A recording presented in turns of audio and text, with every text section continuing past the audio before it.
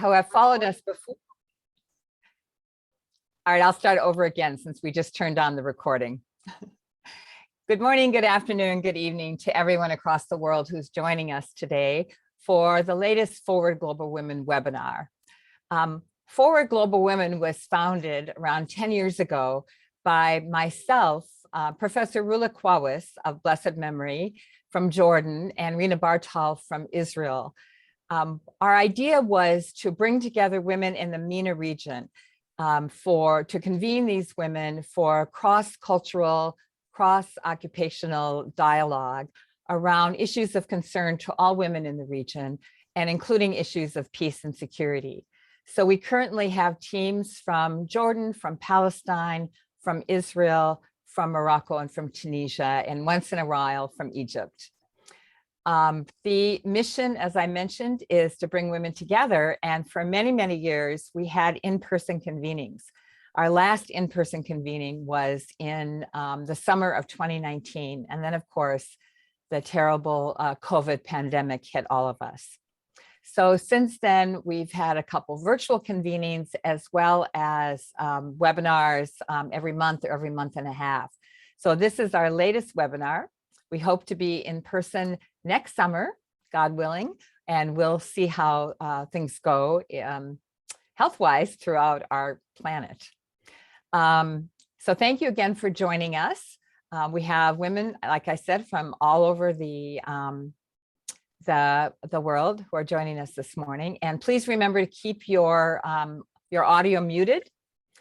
We have only the panelists and the moderator that are on the screen in front of us. Again, I wanted to thank the planning committee for all the hard work that they put into putting this together, and really welcome the young women who are joining us for this very special event. So our moderator today is a member of our board and on our Moroccan team, Fatimazahrae, who is a very renowned professor in Fez, and she will tell us more about herself. I'll let her speak for herself, as well as introduce the two young women who are joining us today. Thank you, Fatima. Thank you very much, Sandy. Well, yeah, I am a member of the board, and I'm also interested, generally speaking, in women's issues in Morocco and the MENA region. But today is a special day for me because we are going to debate a topic that is emerging in the region. That's violence in cyberspace, in social media, and other such media. More and more theses, more and more articles and debates are tackling this theme. And today, I'm extremely very proud and excited to moderate a panel with two brilliant young doctoral students, Zineb Rabouj and Fatimazahrae Moutia. These two students belong to the University Sidi Mohammed bin Abdullah in Fez, but now currently they are in Italy as within a program called Erasmus, which is European Action Scheme for the mobility of students. The scheme actually is one of the successes of the European Union, in the sense that it allows brilliant students to move around and exchange ideas with other students and colleagues, but not only students. I know that teachers also move within this Erasmus program. So these two students, I know, for example, that Zineb wrote her MA on female body in popular culture, and Fatimazahrae wrote hers in female rap music. So they're young, they're full of hope, and actually it's very important to listen to them, not to someone like me. I have been in this for a long time, but it's good to listen and try to see what is happening in this violence. Violence is moving from reality to cyber reality. So I wonder what Zineb and Fatimazahrae think of this. Let's start with you, Zineb. If you could unmute yourself. Yes, of course. So I just want to take some 60 seconds to thank you so much for having us and for inviting us here. I've been following all the Global Women events. I've watched when you hosted Palestinian women, when you hosted Libyan women, and it really means a lot for us, I and my friend, to be here today. So yes, we're here today to speak. Finally, we got the chance to speak about cyber violence, not about physical violence, but about cyber violence. Because in the Moroccan context, when we speak about violence in general, it is usually limited to the borders of the body. If ever you are not really abused physically, then you are not really considered as a victim of any kind of violence. But we know very well that violence can be so many other things and can take so many other facets, like emotional abuse, like gender discrimination can be violence too. So with the rise of digitality in these last few years or few decades, this violence that we used to live in the real world has moved with us to the digital space, and it has even raised more in the digital space, especially this non-physical form of violence. So here I am today as a Moroccan young woman who want to witness about and speak out about a very subjective experience about cyber violence. I was on social media since 2011. And since then, I had a limited number of experiences, of horrendous experiences that really made me suffer on the emotional and psychological dimension. But today we have decided, I and my friend, to focus on just 3 experiences because we are limited in time. So I want to start by my experience that has marked me the most. And it was back in 2017. So in 2017, I was still a bachelor student at the Faculty of Humanities. And we used to organize this kind of ideological literary debates in the university yard. So I was kind of active at university. At the same time, this activism at university forced me to be active in the social media as well, because we had a group and we were supposed to coordinate between us in order to meet. So it also normalized for me the fact to speak to strangers. So I did not really mind speaking to strangers. And one day I had these students coming for me with a fake profile. Well, I've checked whether it's fake or not, but it was obviously fake. And coming to me, asking me for help as a junior student who needs help with some courses in the 2nd semester of bachelor's. Of course, I was there, I helped, I did everything I could. And after just 2 conversations or 3, I discovered that it was not only about asking for help, but it was about so many other more things. And then the guy really started telling me that he has some kind of emotional interest in me. It was very obvious that I refused these kind of things, and I started ignoring his conversations and ignoring his messages once for all.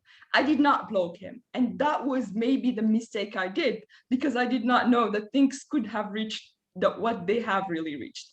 So after 1 week of ignoring messages, I come across that the guy fakely named Ala, he told me that today I saw you at the coffee shop with your friends and I enjoyed looking at you. You were fascinating. After 2 other days, he told me that I saw you going to the bus station from a place that wasn't really near to my house, but it was really near to my house.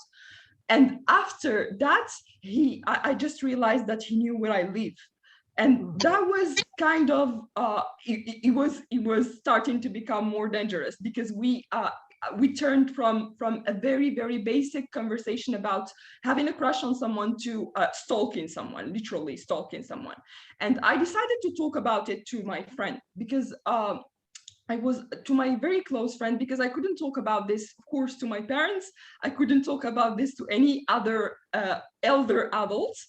But I talked to my friend, and we decided that the perfect solution for me would be to block him and to be done with him. the most important thing, and maybe fortunately in my case, is that he did not really try to have another profile, another fake profile, to create another profile in order to keep talking to me. But believe me that after all what happened, I felt so paranoid. I felt so bad about myself walking in the streets. I felt all the time watched. It felt that someone was there. So what I learned personally, and what I want, what I want people or women to learn in general, is that when someone is following you, talk about it. At least when something happens to you, they would know where to start from. Your parents would know where to start from. Your family would know where to start from. And it's not romantic. The problem is that it's not romantic. Sometimes with teenagers, especially with female teenagers, they romanticize the fact that someone is stalking you online. So if someone is really stalking you, if someone is really disturbing you online or through the cyberspace, please talk about it and just reject it and say no. Thank you very much, Zineb. Yeah, we will later on discuss to what extent one can talk and not. But thank you for being so sincere with it and giving us your story. I turn to Fatimazahrae. Did you experience something similar in your life? First of all, before I get started, I would like to warmly thank you, Professor Sadiqi, and the organizing committee for giving us such opportunity to express ourselves. Thanks really for creating such inspiring free space for us to speak up our experiences, because I personally believe this is the only way to make some changes. And I personally believe, as my friend Zineb said, that in Moroccan context, women are really subjugated to different forms of violence, and especially women with certain ethnic groups and sexual orientation and social status. And I always, in cyberspace, within Moroccan context, social media, and within the Moroccan context and my friends' profiles, I came across different misogynistic videos and messages and comments about women. And I personally, since it is limited to my personal experience, I personally faced different forms of sexual harassment and racism in my life. And I still remember all these experiences. They are still stuck to my head, especially when it comes to racism. However, since the program is limited to violence in cyberspace, I'm going to limit myself to my experiences that occurred to me on social media. And I would like to start with this story because it is the most stressful and psychologically torturing for me, and I still remember it. 4 years ago, and I once received, just like that, I received plenty of porn videos from a complete stranger man who obviously was using a fake account. And in these videos, there were some Black women, or let's say, to be politically correct, women of color, having sex with their partners. And he told me, watch these videos and see how Azziyat, if I can translate it, Negroes, like you, are horny, sexy, and perform well in bed. And he added, I only imagine myself having sex with you. I love your body shape. I love the way you move. I like the way you talk. And you are so horny and hot as these Black women. He was again insisting on me to interact with him by sexual text and stuff. So I didn't know who was he, and I checked his profile, and he was obviously using a fake profile, and he kept asking me like to send him my nudes and my pictures. So all what I did is I blocked him because I didn't know whom I'm talking with. So when I blocked him, what happened? 3 days ago, he created another profile, and he kept sending me like the same videos and the same pictures. And he told me, well, aren't you going to do a solution with me? ما غديريش معايا الحل عزية, in this way. So it was so depressive and so torturing for me to receive such messages and videos. And yeah, so. Oh, yeah. Yeah, it's really important to hear these things. Now, you have said a lot of things which are, to me, at least, I mean, taboo breaking. And that's exactly what we are looking for. Now, to both of you, why do you think do you think that these people are from your own circle, from people you know, or do you think that this is something that can happen to anyone, anywhere, or is it some kind of personal retaliation? What is your hunch on this? How do you see that? Yeah, for example, Zineb, how do you interpret it after having calmed down? Yes, well, in my case, in the case of the experience I already narrated, I think that it's someone from my circle. But in general, what happens in social media is that even sometimes when you don't know people, sometimes you just go and comment on a post that is against the beliefs of a category, of a certain category or a certain group, you get harshly attacked. People can come and start doing some dangerous stuff just because you have and you hold some thoughts that are religiously or sexually or culturally against the things that they believe in. So they might be from your circle and they might not. So yeah. So it's you really don't know. Yes, but Fatimazahrae, do you agree with this? Yes, I do agree, and I believe that even the person who used to contact me, like he knows me well, because he used to mention things that are really personal, and so yeah. And this discourse of sexually harassing because of your race is not. I didn't receive it like just from him, but many people, and sometimes even from some close friends, like they take it as a way of like teasing you in a friendly way, but it's at the same time it's racism. Racism is there. Yeah, let's be a little bit classical about it. Racism is, to me, something that's well, we know it exists everywhere, but it's something that's like violence in cyberspace. Maybe, do you think it has been encouraged by the fact that you can say things anonymously, create an identity and say it? Because racism is not something that I have personally grown up seeing a lot, although I know that there are people who are interested in the topic. Do you see, what I'm saying is, do you see racism, in our case, in Morocco, linked to this, to cyberspace violence? Do you see that the anonymity in the space encourages racism that we like to think doesn't exist?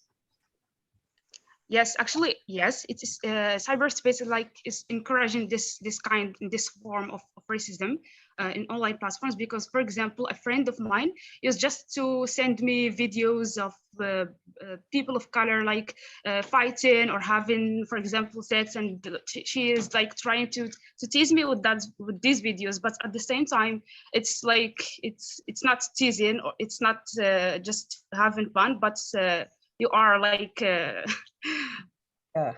There is also, if you allow me, there is also this power of anonymity. When people do not know you, you just let out the most evil side of you. You let it out, and you don't care about any ethical or any other dimension of the world and of dialogue and of humanity. Yeah, since you are at it, I agree with that. Do you think that blackmail has ever been associated with this? Somebody telling you, if you say something, I am going to use this and that. Has this happened to either one of you? Like someone blackmailing you? Because that's more in my case, no. No, not you, Zineb? No? To some extent, sometimes. To some extent, yes. Yeah, that's really bad. Now, I am sure you have looked at these things. We discussed this before we organized the webinar. Do you think that this phenomenon is peculiar to Morocco, or do you think that is something that one can expect in the other countries of the MENA? And if so, why? I am sure it's a universal thing, but we are putting the focus on the MENA region. I know you have researched, I mean, you have given us your own stories, for which I thank you. But do you think this is something that is likely to happen in our region? Yes, Professor, I believe so. It really happens, but the problem is that like we don't have this culture of reporting and complaining about these.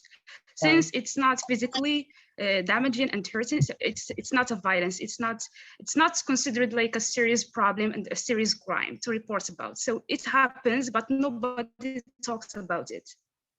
Yeah, is it? Yeah, go ahead. Sorry, Zineb. I also believe that this is not only a MENA region problem, it's a world problem, because this misogynistic violence in the cyberspace is really everywhere, because I talk with my friends from everywhere around the world, and I can see that so many girls around the world get harassed in social media. Yeah, but could you find any links with the type of patriarchy we have in the Middle East and North Africa? Patriarchy exists everywhere, but it doesn't manifest itself in the same way. In this part of the world, there is things like shame of the family, like the males in the family being hurt by the fact that the woman or the young girl says something about it, the young woman says something about it. Do you think that one can analyze these things by also using the old things, the kind of patriarchy we have, the kind of hierarchical system? It's not about men, it's about a system. Patriarchy is about a system of hierarchy. Do you see that? Definitely, Professor, because there is what is in common between the whole region, I would say, is not the act, because the act is there, but is the reaction to the act. The reaction to the act is the thing in common, because when we are in a society in which I cannot really go to my father and tell him that I have been sexually harassed on social media, it's there the problem. The problem is not in the phenomenon, because the phenomenon is all around the world, but it's in the way which we perceive it. Yeah, that's what I keep saying to my students. It's not about man, it's about patriarchy. Fatimazahrae, it's not about racism, it's about white supremacy. So I don't know what you think of this, but yeah, we should personalize in order to deconstruct things. But it's also about, because if we don't face these problems, and if we victimize ourselves, we won't ever be able to dismantle the hierarchy. And what you are doing, actually, and for which I thank you, is that you are dismantling it at a certain level, but you are doing it by also exposing it. And I really salute this courage that you have. Now, since both of you mentioned that it's a universal thing, let me ask just one question about that. What do you think would be the answer to that? Now, we had CEDAW for the usual violence, the Convention for against discrimination or discrimination against women. Do you think we need a cyber CEDAW, a different one? What do you think? I mean, feel free to say whatever you think. It's good to dream. Definitely. I personally believe that we need a reform of social media, because these people who have like, I mean, especially in Morocco, they can, I feel like the political system in Morocco contains social media sometimes. So why not containing misogyny and containing sexual harassment as well? If we contain it politically, why not also containing it on the level of sexual harassment and gender violence? Yes. Fatimazahrae, agree with that? Yeah. And I think that there should be a kind of raising some consciousness and awareness about what does the term or what does the concept of violence is. Yeah. Yes, but our government is doing a lot, for example, in the field of fighting extremism. Yes, and it's doing it with a lot of success. But you are right. examined a PhD thesis by a Moroccan, but who resides in the US, where she produced videos and so on. And she said the same thing. She said, we need to criminalize this kind of violence. But let me take you back to what you have said at the beginning. Has the act that you testified today, you gave us, you talked about today, has it been, I mean, did you experience more of that? Or was it just one single act? Any one of you, Fatimazahrae? I personally experienced another kind of violence based on my maybe religious views. Can you be more specific? If Yes, yeah. I was one of the followers of a page of a sheikh called Sheikh Sar. Okay, I was reading a text that he posted. Just for me, yeah. Is he the Sufi sheikh? Not really. He's not a Sufi. Just a young man trying to interpret and giving his own readings to the Quranic text. And what's his name again? Sorry, Fatimazahrae. Sheikh Sar. Sheikh Sar. Okay. This is the page, Facebook page. Yeah. So his views on Facebook are known to be discriminated and misogynist against women, and he's really extremist. His argument was that like Muslim women in this modern liberal period should come back to what the Prophet's wives used to do, which is to stay at home and have kids and build strong religious Islamic family. So this is what God says. This is what he really said, and. He said that they are trying, I don't know who are they are trying to deviate Muslim women from Islam and religion. And so I scrolled down like throughout the comments, and I saw these people either agree or disagree with him. And I personally commented and said, well, since you believe that God orders women to stay at home and it's not important for her to work or to be educated, okay, please enlighten us with such proofs from the Sunnah or from the Quran. And please, if you can stop spreading false information. So what happened? Someone, I don't know who is he took my profile picture, he posted this in the comments, and he writes, look at this Khluja, she is trying to be brave. She is coming against our shaykh who has been studying Islam and studying religion for years, and she is trying to be brave. So, and he like insulted me by writing some dirty words, and I just deleted the whole thing. Zineb, do you think this is a kind of legitimizing this violence?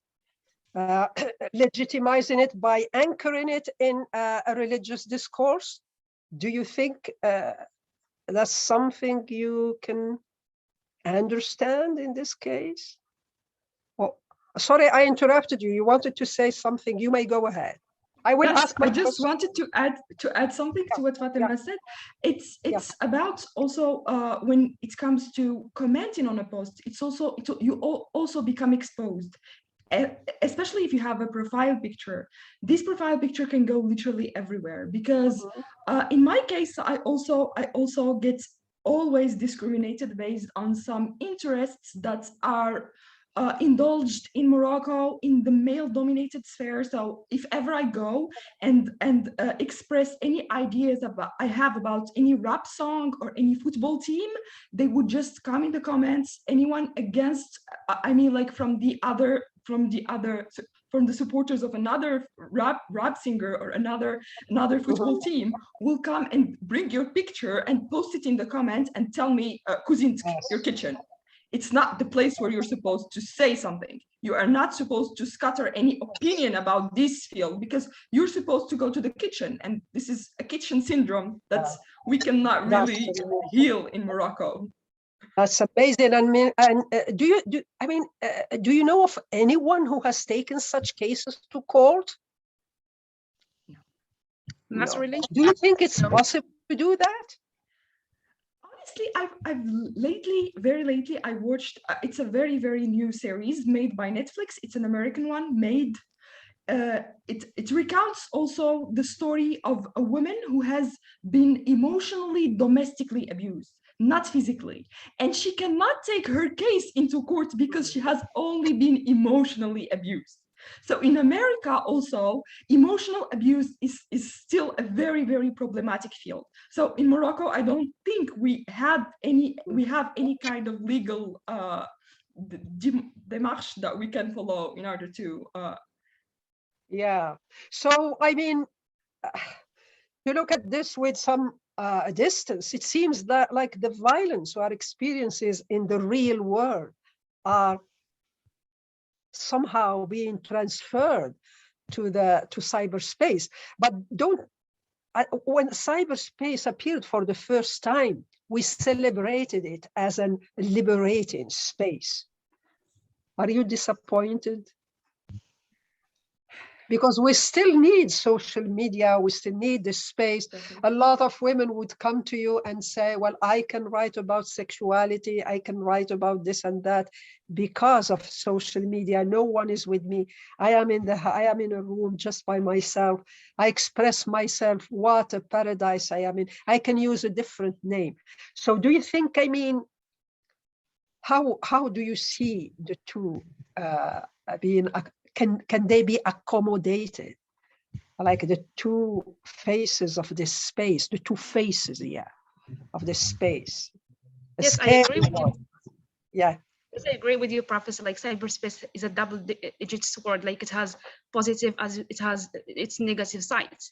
But I believe that it should be just some kind of reconciliation these cases and these crimes that happen in cyberspace and try to find out solutions to these problems. Yeah. The academic me would usually answer this borrowing from Foucault, saying that where there is power, there is resistance. So we have a space where there is both power and resistance. Very, very good point. Very good point, Zineb. Now, another thing that I was thinking about when I was preparing this webinar, what type of questions shall I ask these young women?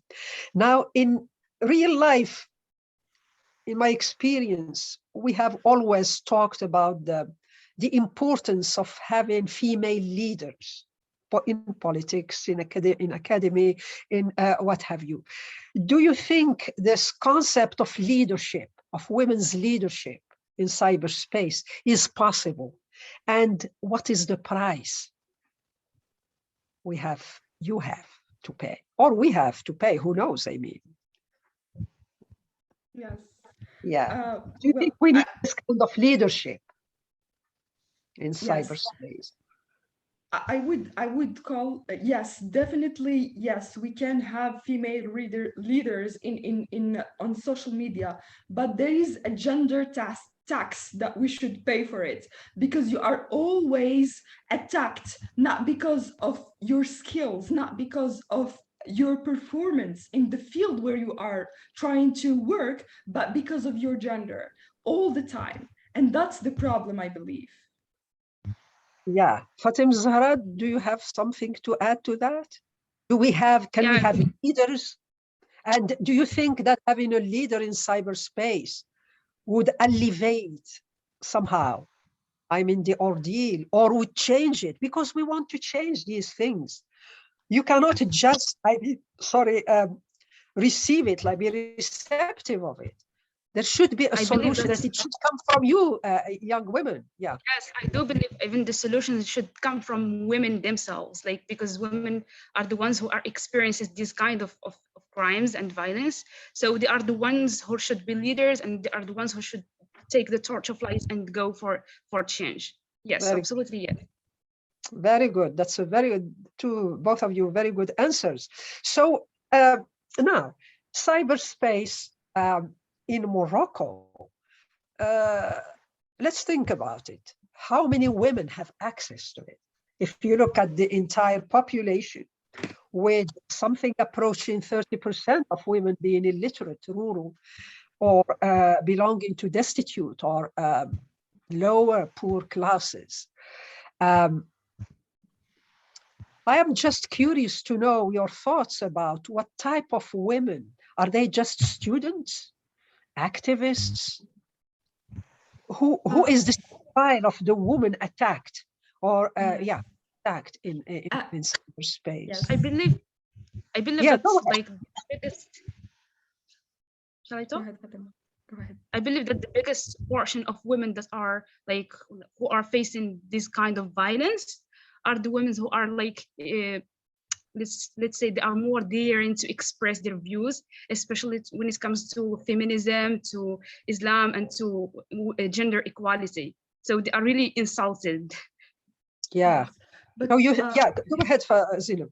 yes, when we talk about access, the problem with access is that in Morocco we have high degrees of illiteracy, and the problem with access to social media is you don't really have to be literate to have access to social media or to have access to cyberspace in general, and that is the problem, because sometimes we have now figures, we have leader figures, female figures in Morocco who do some banal content. Like, I don't want to banalize women's content, but I'm referring here to content like MENA, Trivial. people You who are mean trivial, acquainted with. Zineb. Yeah. Yes. You mean trivial, banal. Yes, exactly. Yes. So the problem is that we gave social media and we gave cyberspace to an illiterate category of people, which resulted to the allegory of giving guns to fools. And Yeah. yes. Yeah, it's amazing. It's really a very burning issue, isn't it? And it has, I mean, to be addressed like any other issues in Morocco and the MENA region, and maybe elsewhere. Now, good.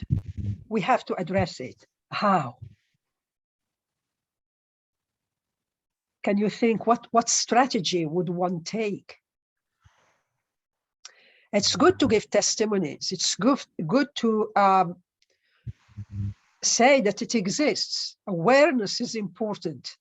But do you think that lobbying also is important? Yeah, Yes, networking. the most important. It's the most important thing. Yeah, because if we do not have a law that criminalizes it, then we cannot do anything against it. Because whatever we do, we are still swimming in the vague. So yeah, and in this lobbying, do you think that we need young men to join or to be convinced? Definitely. Or Yes, of old, course. yeah. Do you think? Even men included. Yeah. Yes, It's good to, of course.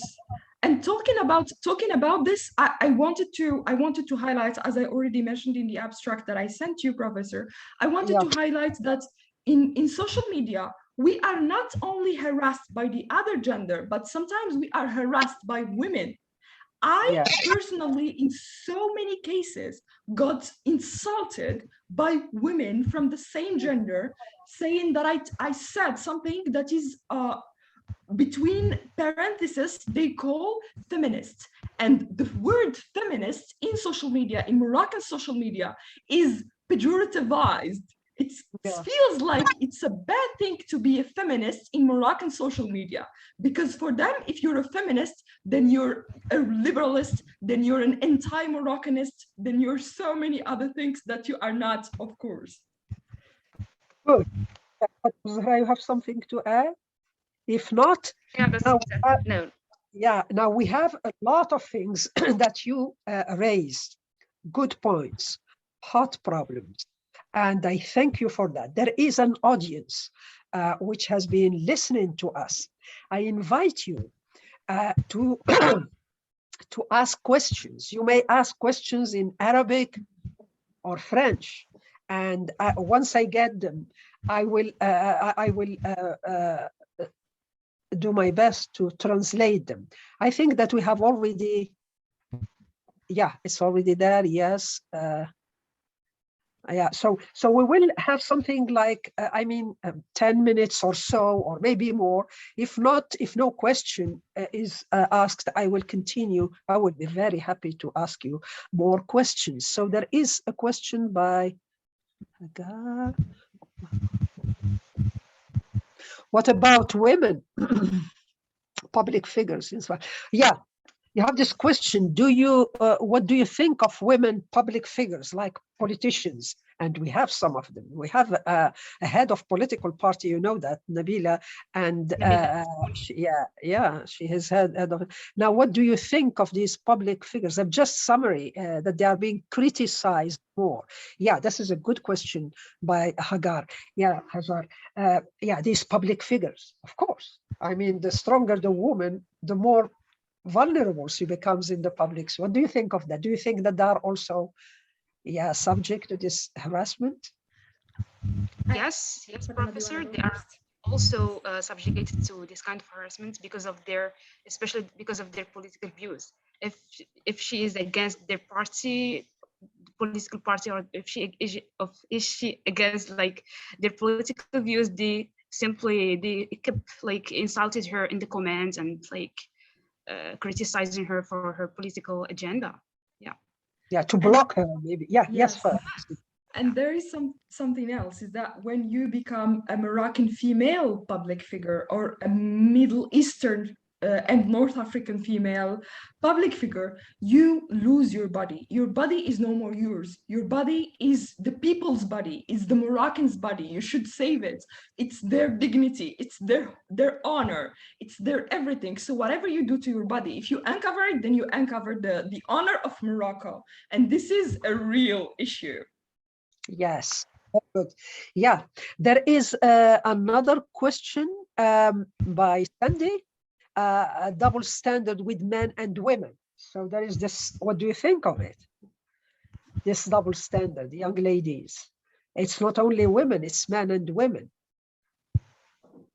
I wish if you want something, make it more, Is that a question or just a comment? I mean, you will tell me later on. But there is another question. There is a sort of, I like this one about shuha. What we call in Morocco shuha is scandal. When it comes to women, there is this kind of shuha which is associated with the victim herself. Yeah, when a woman speaks out, she becomes a victim, or when she speaks up, she is no longer a victim, but there is a shuha about this. Please, if you can make your questions short so that we can accommodate everybody. They're very important questions. Yeah, she's asking, or the person is Yusra, is asking the shuha that is associated with someone who comes forward. It's lived very, it's not lived, I mean, in an easy way by women. What do you think of that? That's the tax we talked about. Yeah, you have to pay a price. Yeah. Yes. So you exactly. agree with that? Yes. But we have, how do we deal with that? A tax, I mean, you have to accept. If you accept it, it's easier. You accept this is a tax I am paying. So it's me. I don't care about what people think. What do you think about that? But you should be really courageous to just assume yourself in Morocco, because if you say, yes, it's me, and I will assume it, this is me, there is again your family putting so much pressure on you. There is your professional work. There are so many things that keeps you in the mainstream. It's very, very hard and very difficult to go out from, like, for us, this is a very, that's why I deeply thanked you at the beginning, because this is a very, very good opportunity for us to go out from our academic jalabas and just be us, be the women we are. This is the first time that I'm given this chance to talk as a woman and not as a scholar who is supposed to look at things from the outside. Yeah, very well said, Zineb. So do you feel relieved when you say that? Yes. Yeah, you feel relieved. What about you, Fatimazahrae? I do feel relief, and I really want to speak up for this. Especially when it comes to this kind of violence. And I already spoke about it in many opportunities I got. So it's really important to speak about these things. Do you think it's possible to create an association or something? Yes. A cyber association? I am dreaming.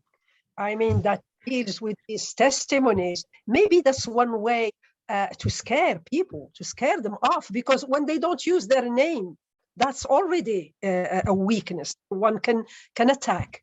I am using my name and I am blaming you. That's good. I love to speak, but we have question. I say, no, no, no, no, no, no, no, no. Yes, traditional attitudes. Yeah, that's good. I mean, somebody mentioned that there are traditional attitudes. Professor, if you allow Yeah. me, I want to answer Aziza's question about MENA and about being illiterate on the social media in social media. Yes, please tell the story. Yeah. Yes, I want just to clarify what I said when I said that MENA. I did not say that she shouldn't be there, because we should be proud that now somehow the subaltern is no more silent, but they started speaking for themselves. But the problem is that we should be aware with this kind of content. We should be really aware with it. We shouldn't let it reach us so deep. We should be proud that we have women, traditional women coming from the countryside. And again, we know that there is a big discrimination against women coming from the countryside, and we should be proud of them. But at the same time, we should do our best to push them to make the content better, because it's within the banalization agenda that Morocco and the Moroccan system is trying to Thank you. yeah, exactly. Yes. Before going to Fatimazahrae, if you allow me, there is a question in French which addresses exactly what Zineb has just said, and I can summarize it the following way. The participant says that if we allow if we leave the media in the hands of women who talk about the routine life of women, their everyday and start crying about sexual harassment, etc., men will always associate them with those things. And she said that it's high time women who really know exactly what's happening in society and who can address these, and they should be educated and come forward and take their true place. I mean, whether in reality or in cyberspace. Yeah. What do you think of this, Fatimazahrae? That we need to not just listen to women who make things very simple and trivial, and we have this as a women's talk. What do you think of that, Fatimazahrae? I believe that we have also women who have really good content, very strong arguments, and things that will develop the situation of Moroccan women in general. And they have for example, they have their own channels on YouTube. They have the rights on their Facebook pages, and they promote gender equality and they fight against any kind of violence. But these kinds of women, as we said before, they are always insulted and criticized for their views, and they are not really promoted as much as the ones who really just talk about banal things are promoted. So it's a matter of culture, it's a matter of awareness, and yeah. So. And knowing the language Yes. to address this. Yes, Zineb, you wanted to say something. No, I don't want to add anything. For you. If not, it says, do you think that Moroccan feminists have until now failed to address cyberspace as a space? I don't think it's failed, but I believe that Moroccan feminism or Arab feminism movement are really concerned with issues that are really serious and much more bigger than cyberspace crimes. I don't say that it's not important, but there are really other serious problems and that face women in the Arab world in general. But they are really taken into consideration, and they have published many articles about this. So they're doing their best, like to shed light more about these topics. There is also a difference that I always believe that we should highlight between feminism when we speak about academic feminism and when we speak about the feminism, the actual feminist works that is done outside in the field. Because when we're talking, again, I of course join Fatimazahrae in what she said about priority. We have a problem of priority, because even in Morocco, when I go and talk to someone about my rights to, let's say, right to be right to have ownership over my body. Let's say the right to have to, when we talk about feminism, talking about the right to wear whatever you want. People come in the comments and tell that in Morocco, women do not have what to eat. We need to talk about food first, and then we go to talk about other things that will come later. This culture that we call bread culture, ثقافة خبزية a little, is what's keeping us in the very الحضيض. It's really keeping us away from being fully conscious about things. I think questions are coming very quickly.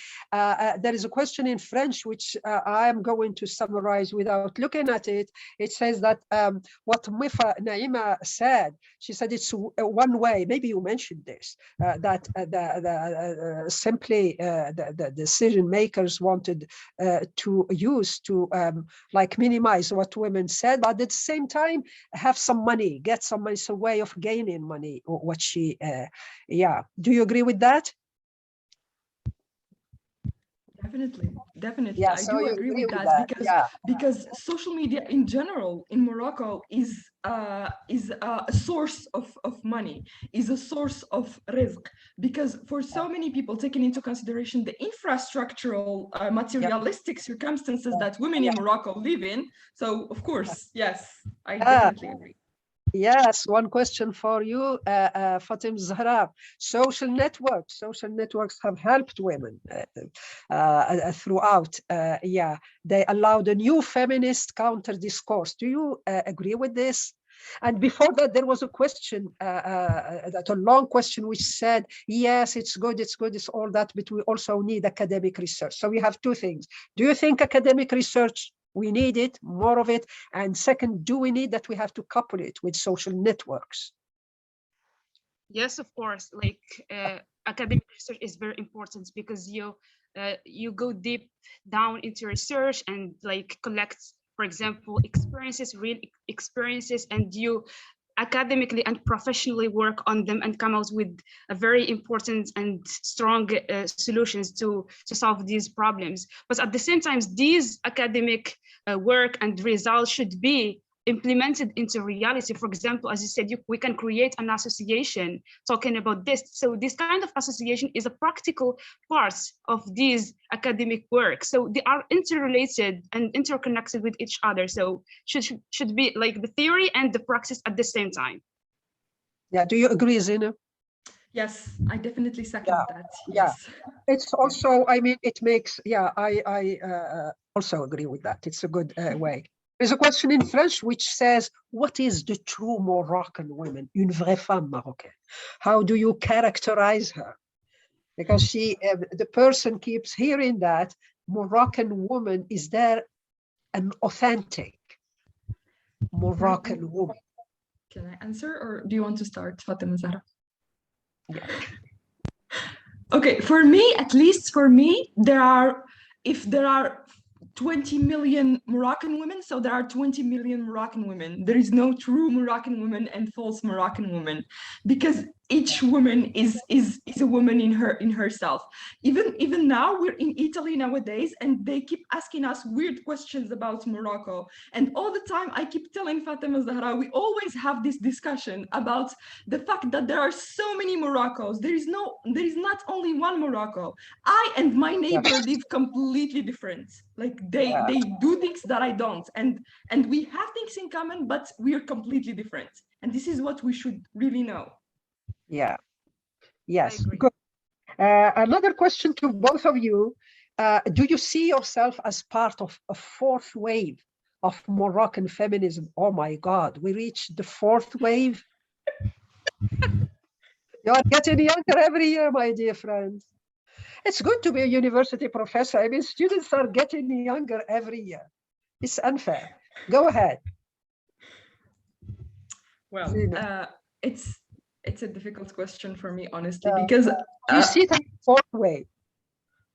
I don't know, honestly. I don't like to be politically categorized within the waves of feminism. I'm a feminist, that's I'm sure of. I'm a humanist, that's I'm sure of, and that's it. Yeah, Fatimazahrae?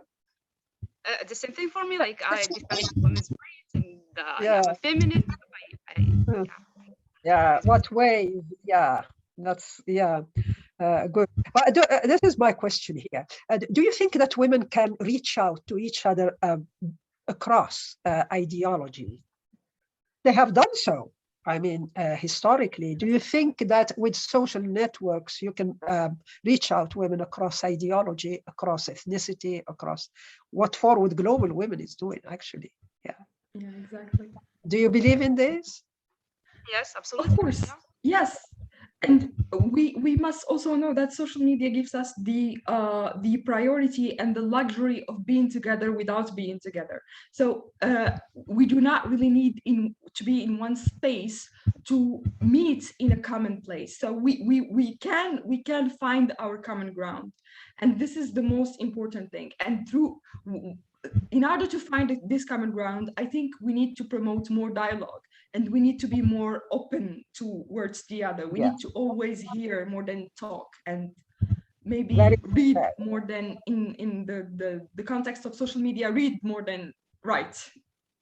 Very well said. Yes, yeah. Wow, that's good. Fatimazahrae. And yes, it gives us like more opportunity to participate in webinars that are really concerned with the issue of women, and we try to work on projects that's related to these problems and issues, and like we could meet different people from different nationalities and like work on one similar common problem together and try to come out with solutions. Even though we are different, we have different contextual context and social and cultural circumstances, but still we can work on the same problem.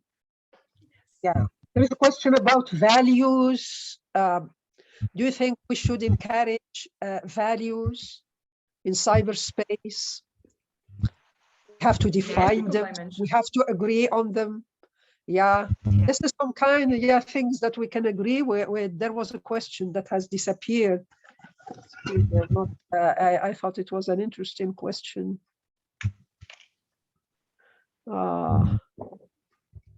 Okay. Yeah.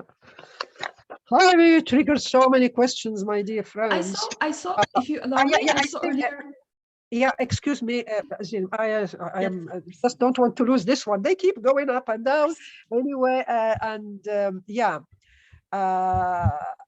do you think there is actual change? Let's say this is the being made on the ground. Do you see the change?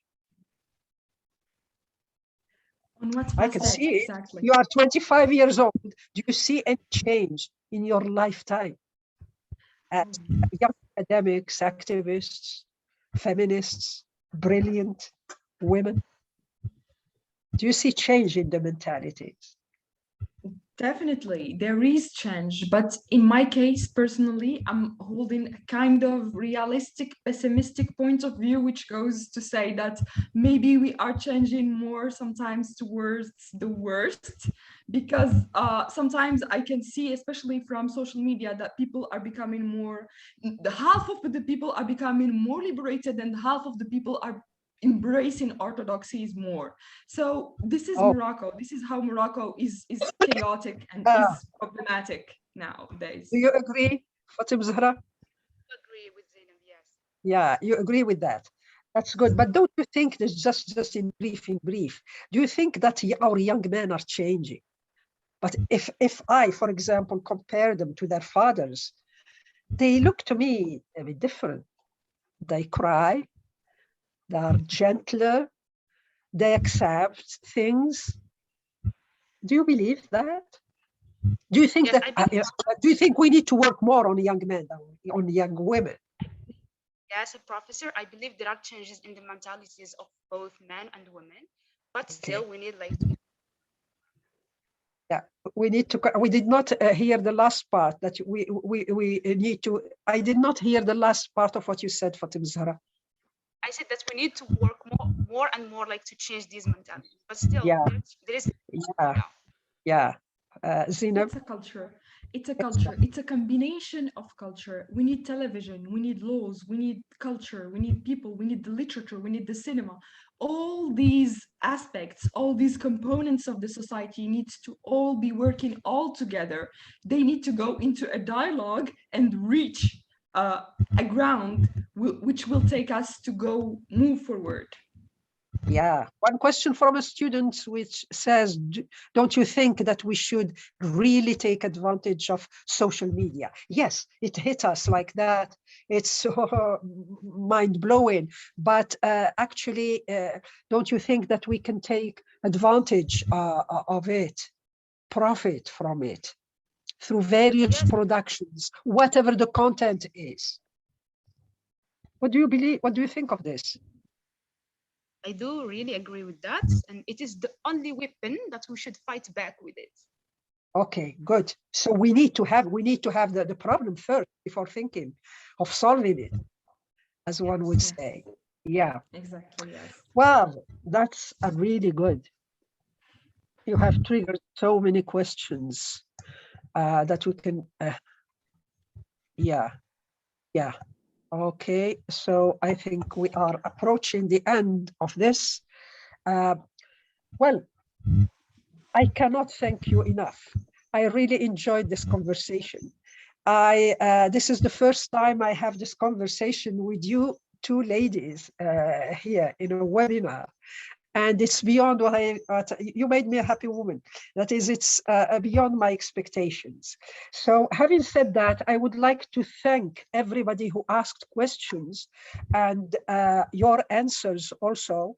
And it's time to conclude by saying that webinars like these actually are within what this association that I am on the board of Forward Global Women is. It's also, I mean, because of the pandemic, we are we are using Zoom and webinar. Maybe that's a better way of also communicating easily, listening to each other more easily, and maybe starting these social networks. So, and so in the name of the planning committee and the board and our president, Sandy, Rina also, all these women who have taken it upon themselves to push for this kind of dialogue. This is a cyberspace dialogue. I thank you all very much, audience, panelists, people who ask questions, and see you next time. Thank you. I wanted to say thank you as well, and we'll follow up with putting this on our webinar on our website, and also all of your questions. Many of them we couldn't answer, but it made for a fabulous dialogue in the chat. So thank you as well. Thank you very much. Thank you. Wait a minute, before we sign off, we did want to do a photo with everyone. Okay. Fatima, you forgot about that. So if you want to, Always forget about put us photos. all on, Lily, put us all on gallery. And if you don't want to be in the photo, please leave or block your name or take your photo off, close your photo, but please put us all on gallery so that we can take a group photo. We'll give you a minute to turn on your cameras so we can see you. Turn on cameras and the best smiles. We don't want any blank screens.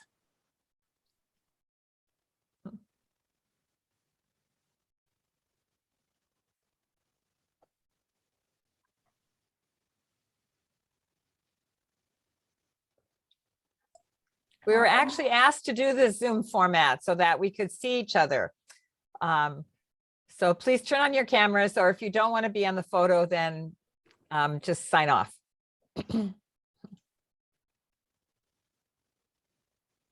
Great, Aziza has joined us, Kahina.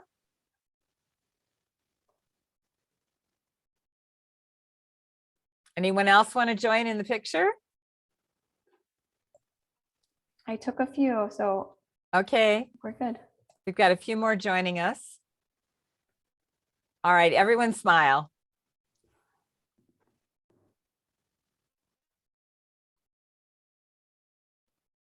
And we can wave for goodbye. Bye. And we are Bye. Thank you so much. We will be Thank you. very happy if you will join us for Global Women on the website and be part of our network, because we will definitely continue dealing with those issues. So thank you.